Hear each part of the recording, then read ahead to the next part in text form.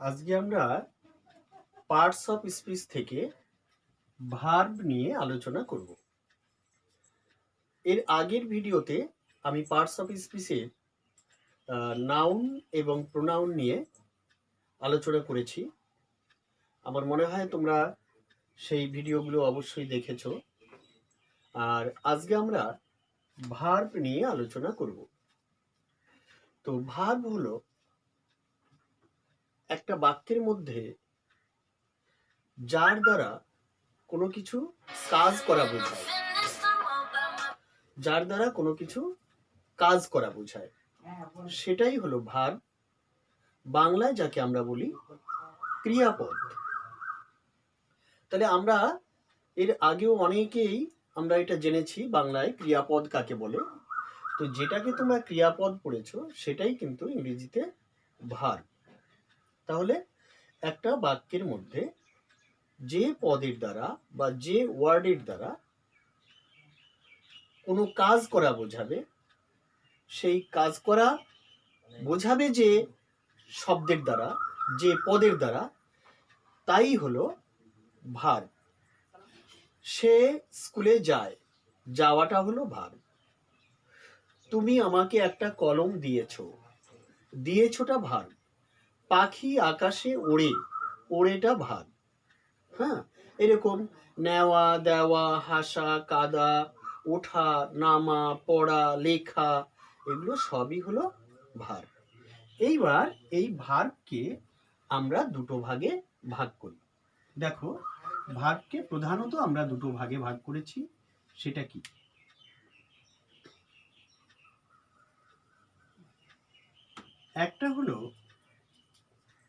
একটা হলো finite verb. দেখো, FINITE, ফিনাইট ভার্ব। আর একটা হলো নন ফিনাইট ভার্ব। নন ফিনাইট ভার্ব।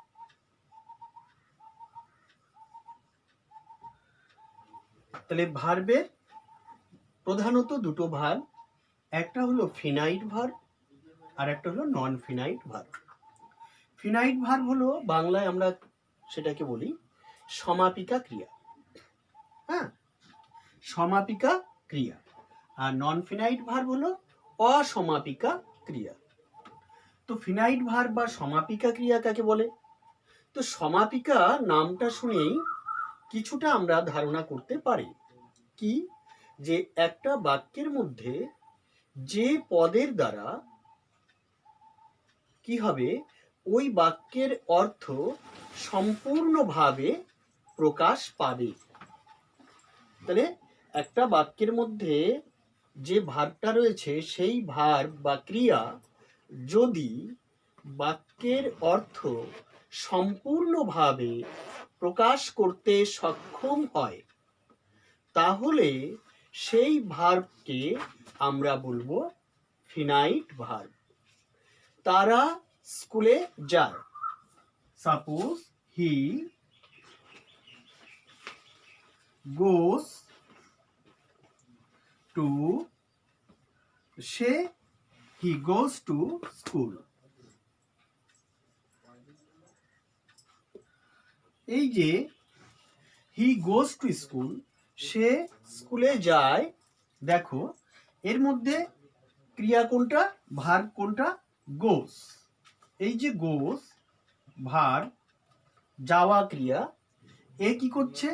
এই বাক্যের অর্থকে সম্পূর্ণভাবে নিজেই প্রকাশ করতে সক্ষম, প্রকাশ করতে পারছে।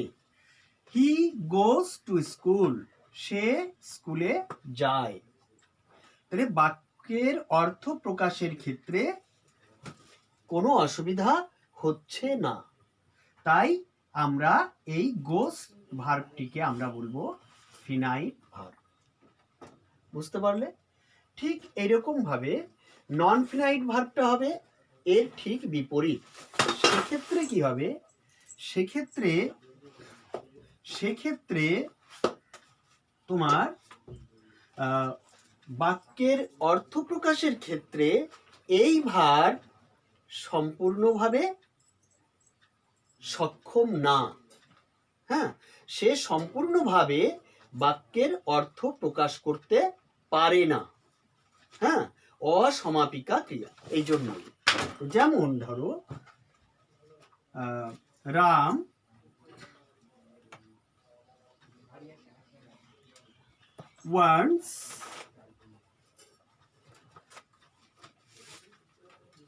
wants to read newspaper.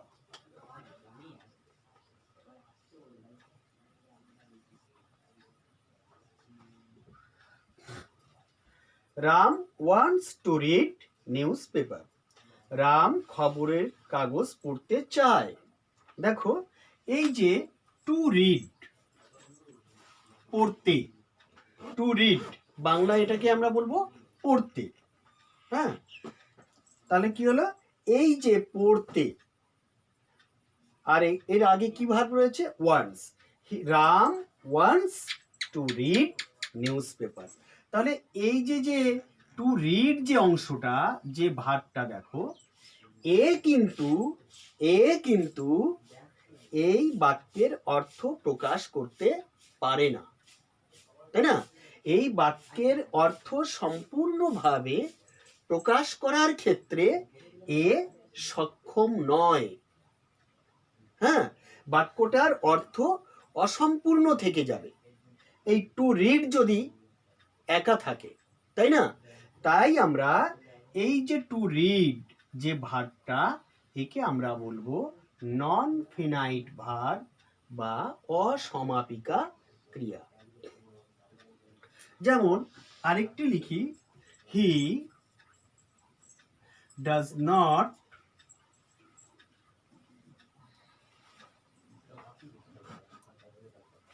like to eat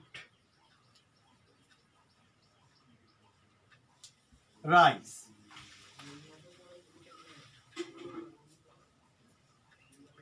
সে ভাত খেতে পছন্দ করে না। He does not like to eat rice. এই যে টু ইট, খেতে, একটা ভার্বের আগে এই যে টু যোগ করে কিন্তু এই নন ফিনাইট ভার্ব তৈরি হয়।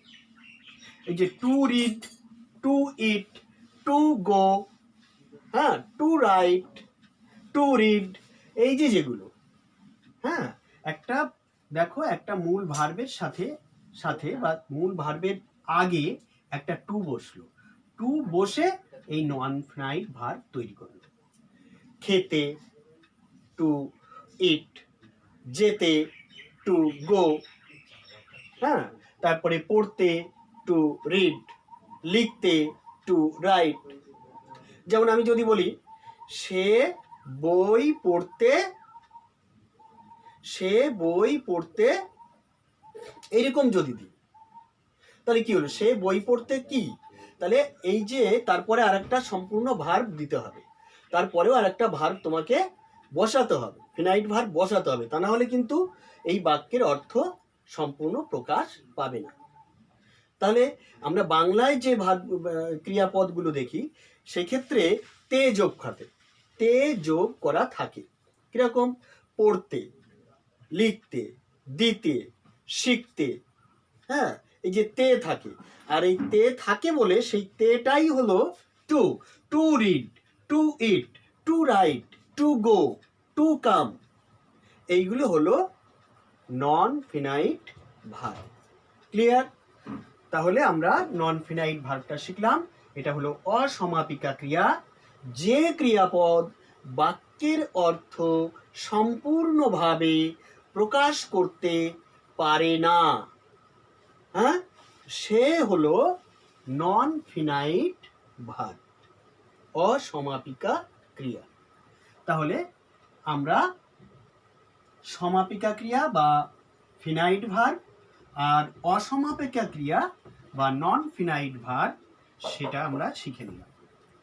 এইবার এর আর কোনো ভাগ আমাদের আলোচনা করার নেই, এটা এখানে।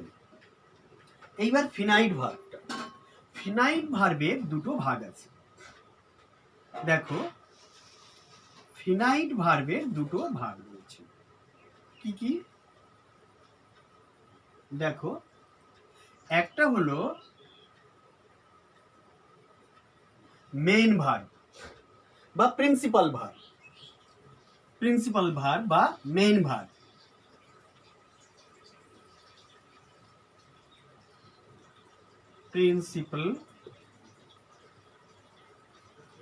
প্রিন্সিপাল ভার্ব বা মেইন ভার্ব, আর একটা হলো অক্সিলারি ভার্ব।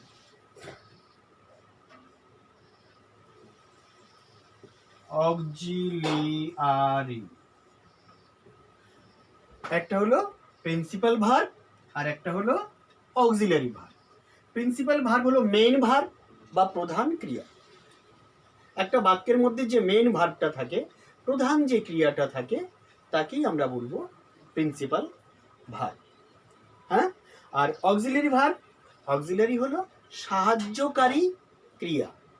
এ কি করবে? এই মেন ভার্বকে সাহায্য করবে। এই প্রিন্সিপাল ভার্বকে সাহায্য করার জন্য হলো অক্সিলারি ভার্ব। হ্যাঁ, তাহলে এ হলো সাহায্যকারী ক্রিয়া আর এই হলো কি? প্রধান ক্রিয়া। বোঝা গেল? এইবার এই যে তোমার প্রিন্সিপাল ভার্ব, এর আবার কিন্তু এই প্রিন্সিপাল ভার্বের ভাগ রয়েছে দুটো। দেখো কি কি? একটা হলো ট্রানজিটিভ,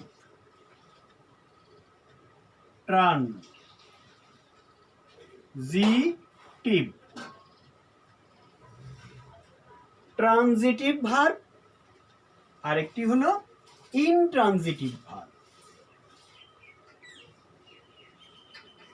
ইনট্রানজিটিভ,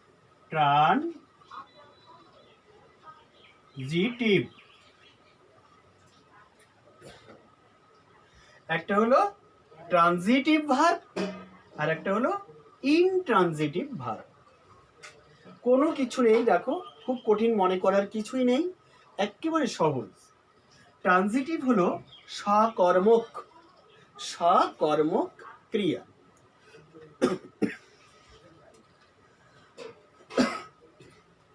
তো ট্রানজিটিভ ভার্ব কাকে বলে? সকর্মক ক্রিয়া কাকে বলে? যে ক্রিয়ার কর্ম থাকে তাকে সকর্মক ক্রিয়া বলে। হ্যাঁ, যে সেন্টেন্সের মধ্যে অবজেক্ট থাকে তাকেই বলবো আমরা ট্রানজিটিভ ভার্ব। তাহলে যে ভার্বের একটা অবজেক্ট থাকবে, কর্ম থাকবে, যে ভার্বের অবজেক্ট থাকে সে হলো ট্রানজিটিভ, আর যে ভার্বের অবজেক্ট থাকে না সে হলো ইনট্রানজিটিভ। ক্লিয়ার? তাহলে অবজেক্ট মানে কি? অবজেক্ট মানে কিন্তু তোমরা এর আগে শিখেছো, আমি তোমাদের আগেই শিখিয়েছি অবজেক্ট কাকে বলে। অবজেক্ট হলো যে ক্রিয়াপদকে বা ভার্বকে কে, কি বা কাকে, কি বা কাকে দিয়ে প্রশ্ন করলে যদি উত্তরটা পাওয়া যায়, যে উত্তরটা পাওয়া যায় সেই উত্তরটা হলো অবজেক্ট বা কর্ম। কিরকম? যেমন ধরো আমি বললাম Shyam is eating rice. Shyam is eating rice, Shyam ভাত খাচ্ছে। তো এখানে ভাত কোনটা? ইটিং, খাচ্ছে। তাহলে আমি তাকে এই ক্রিয়াপদকে প্রশ্ন করব, ভার্বকে প্রশ্ন করব, শ্যাম কি খাচ্ছে? উত্তর আসলো কোনটি? ভাত। তাহলে এই ভাতটা হলো অবজেক্ট। মানে ক্রিয়াপদকে কি দিয়ে প্রশ্ন করে যে উত্তরটা আসবে সেই উত্তরটাকে আমরা বলবো অবজেক্ট বা কর্ম। আবার কাকে দিয়ে প্রশ্ন করে যে উত্তরটা পাওয়া যাবে সেটাও কিন্তু হলো অবজেক্ট। তাহলে কি হলো? ক্রিয়াপদকে বা ভার্বকে কি অথবা কাকে দিয়ে প্রশ্ন করে যে উত্তরটা আসে সেই উত্তরটা হলো অবজেক্ট বা কর্ম। তা যে ভার্বের অবজেক্ট থাকে সে হলো ট্রানজিটিভ। বোঝা গেল? যেমন বয়েজ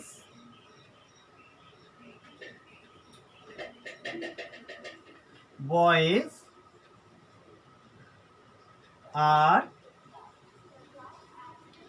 প্লেয়িং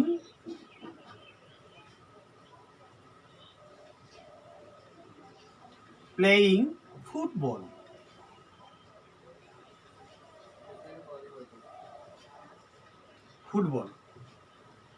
বয়েজ আর প্লেয়িং ফুটবল, বালকেরা ফুটবল খেলছে। এখানে ভার্ব কোনটা? প্লেয়িং, খেলছে।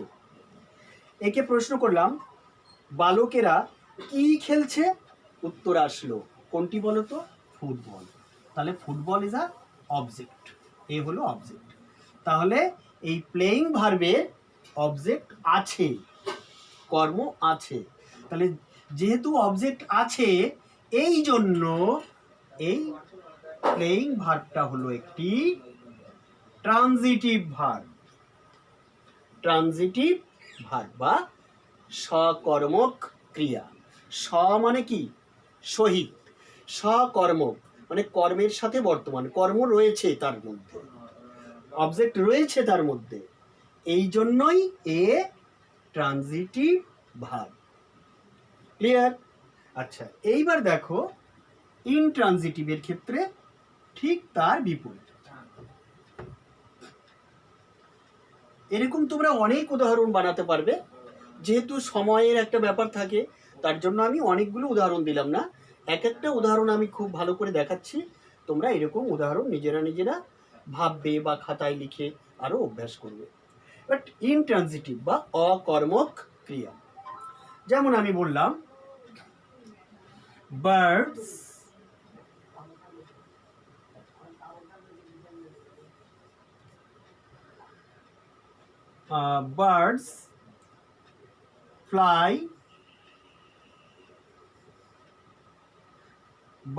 fly in the sky.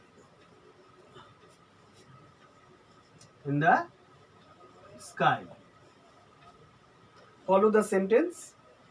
বাক্যটিকে লক্ষ্য করো, birds fly in the sky.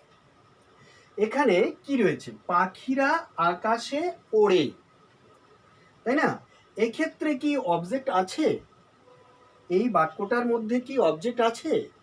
তোমরা দেখো, তোমাদের মনে হচ্ছে অনেকের যে অবজেক্ট আছে ইন দ্য স্কাই, কিন্তু এই যে ইন দ্য স্কাই, এই স্কাই কি অবজেক্ট?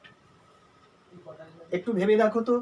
এই যে ওড়ে, আমি বলেছি ভার্বকে কি অথবা কাকে দিয়ে প্রশ্ন করলে যে উত্তরটা আসবে সেই হলো অবজেক্ট। তাই এখানে একে কি দিয়ে আর কাকে দিয়ে প্রশ্ন করে দেখো এই উত্তরটা আসে কিনা। কি ওড়ে?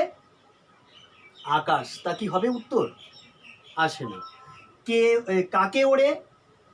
আকাশ উত্তর হলো না। তাহলে ভার্বকে কি অথবা কাকে দিয়ে প্রশ্ন করে আকাশ উত্তর আসলো না।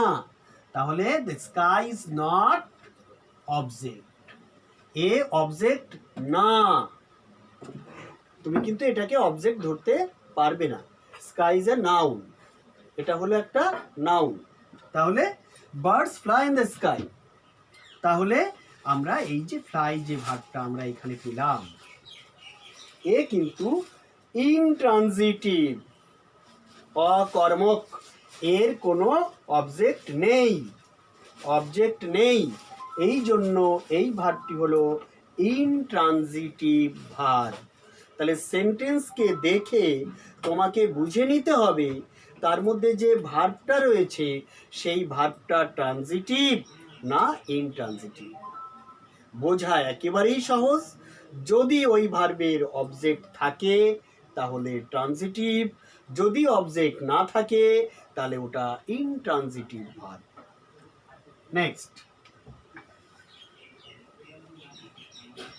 আমরা এরকম বলতে পারি দ্য বেবি ক্রাইড। এখানে অবজেক্ট নেই, তাই না? Cried, the baby cried, object আছে? নেই। তাহলে ক্রাইডটা কি হবে? ইন্ট্রানজিটিভ ভার্ব, অকর্মক ক্রিয়া। তাহলে আমরা এইটুকু পড়লাম।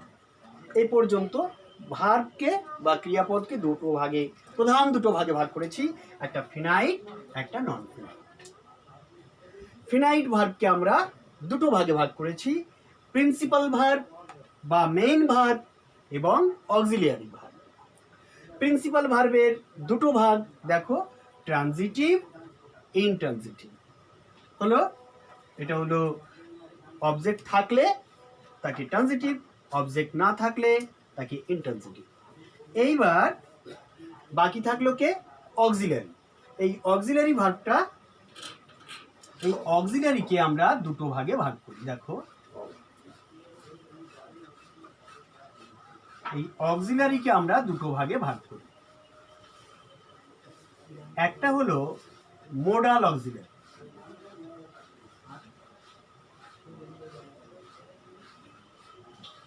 একটা হলো মোডাল অক্সিলারি, আর একটা হলো কে? Primary auxiliary.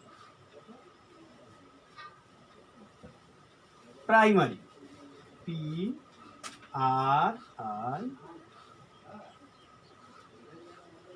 প্রাইমারি অক্সিলারি, আর একটা হলো মোডাল অক্সিলারি। তাহলে অক্সিলারি ভার্বগুলো কোনগুলো সেগুলো আমি আগেই বলেছি, am, is, are, was, were, তারপরে শ্যাল, উইল, এগুলো সব হচ্ছে অক্সিলারি ভার্ব। তাহলে অক্সিলারি ভার্ব নিয়ে কিন্তু প্রথমেই বলেছিলাম যে ভার্ব কি করে? মেইন ভার্বকে সাহায্য করে। কি করতে? বাক্যের অর্থ সম্পূর্ণভাবে প্রকাশ করতে সাহায্য করে। অক্সিলারি হলো সাহায্যকারী ক্রিয়া, সে মেইন ভার্বকে বাক্যের অর্থ সম্পূর্ণভাবে প্রকাশ করতে সাহায্য করে, হেল্প করে, সে হলো অক্সিলারি ভার্ব। তাহলে অক্সিলারি ভার্বকে আমরা দুটো ভাগে ভাগ করলাম, একটা হচ্ছে প্রাইমারি অক্সিলারি আর একটা হচ্ছে মোডাল অক্সিলারি। বোঝা গেল? প্রাইমারি অক্সিলারিগুলো কি কি আছে? রয়েছে বি ভার্ব। কি রয়েছে? Be, be verb. লক্ষ্য করো, be verb, be, be, be ভার্বের মধ্যে আছে অ্যাম, ইজ, আর, তারপরে হচ্ছে ওয়াজ, তারপরে হচ্ছে ওয়ার। এগুলো হচ্ছে প্রাইমারি অক্সিলিয়ারির মধ্যে বি ভার্ব। হলো? তাহলে যেমন am, I am eating rice, I am writing a letter, I am drawing a picture, am রয়েছে।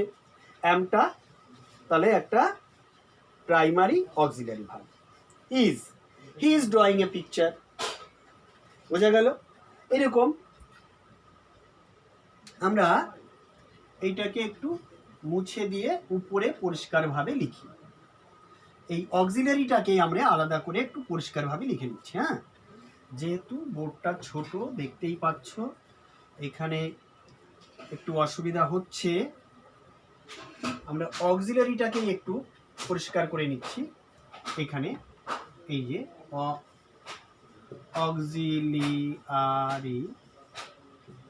অক্সিলারি দুটো ভাগ আমি বলেছি, একটা হলো মোডাল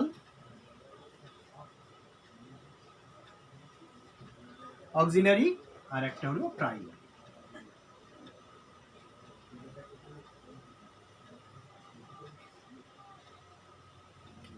প্রাইমারি অক্সিলারি, তাহলে প্রাইমারি অক্সিলারির মধ্যে প্রথমে কি বলেছি বলো?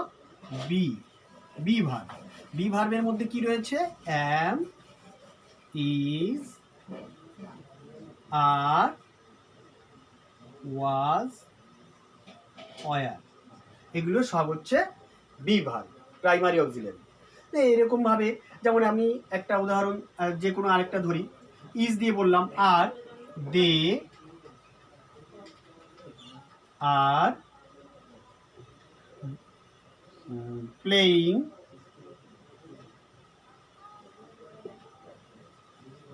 they are playing football.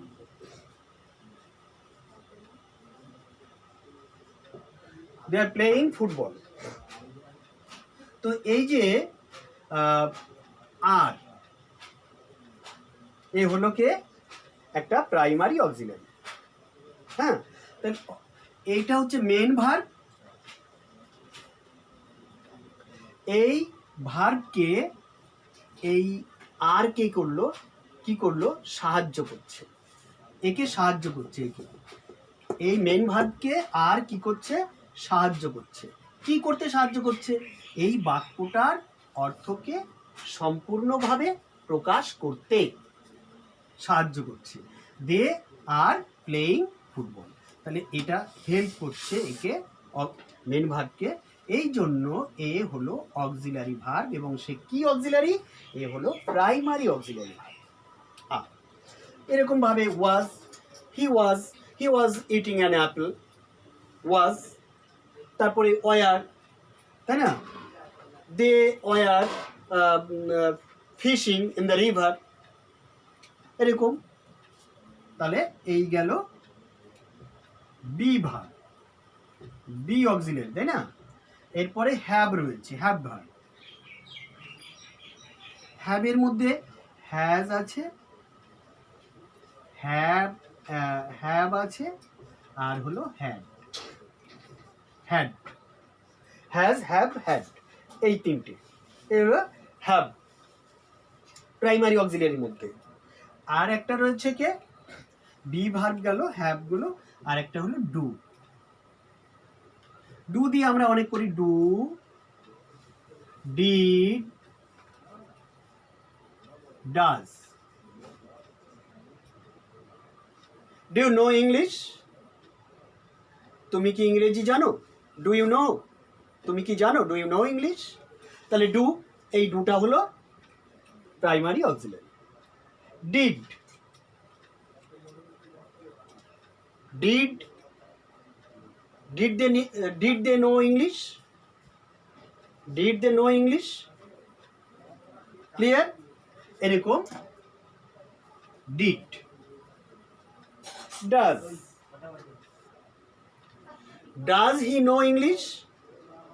Does. এরকম ভাবে ডু, ডিড, ডাজ, আমরা এগুলোকেও বলবো primary auxiliary. Clear?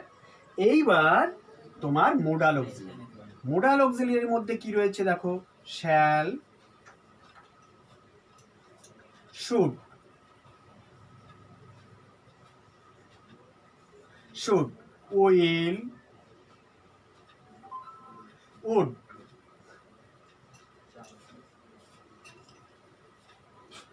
Shall, should, will, would, can, could,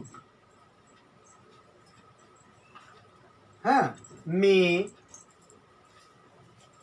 মাইট, এগুলো সব হচ্ছে মোডাল অক্সিলারি।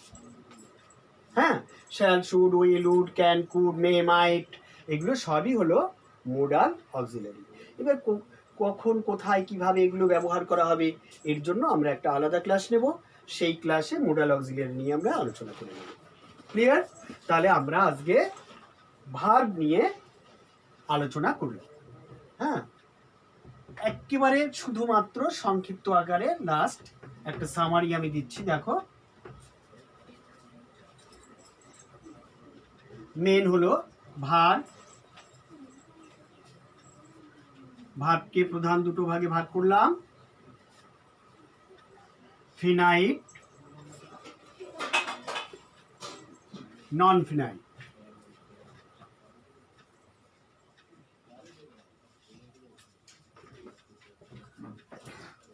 এইবার ফিনাইটকে আমরা দুটো ভাগে ভাগ করলাম। ফিনাইট হলো সমাপিকা ক্রিয়া, আমি বলেছি, আর নন ফিনাইট হলো অসমাপিকা ক্রিয়া। বাক্যের অর্থ সম্পূর্ণভাবে প্রকাশ করতে পারলে ফিনাইট ভার্ব, বাক্যের অর্থ সম্পূর্ণভাবে প্রকাশ করতে না পারলে নন ফিনাইট ভার্ব। এইবার রয়েছে প্রিন্সিপাল ভার্ব, প্রিন্সিপাল ভার্ব, আর একটা হলো অক্সিলারি ভার্ব।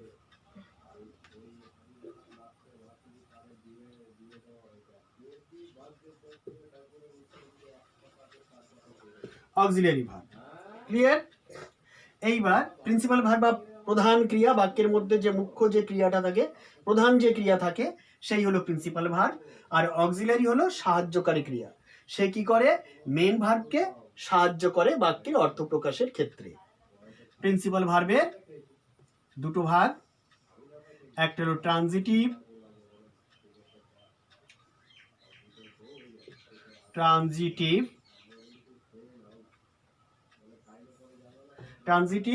আর একটা হলো ইনট্রানজিটিভ।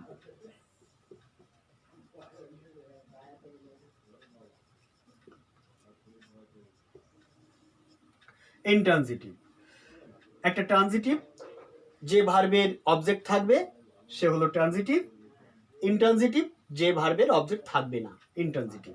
এবার হচ্ছে অক্সিলারি। অক্সিলারির দুটো ভাগ, একটা হলো model, modal. Modal auxiliary shall, should, will, would, may, might, can, could এগুলো। আর একটা হলো প্রাইমারি।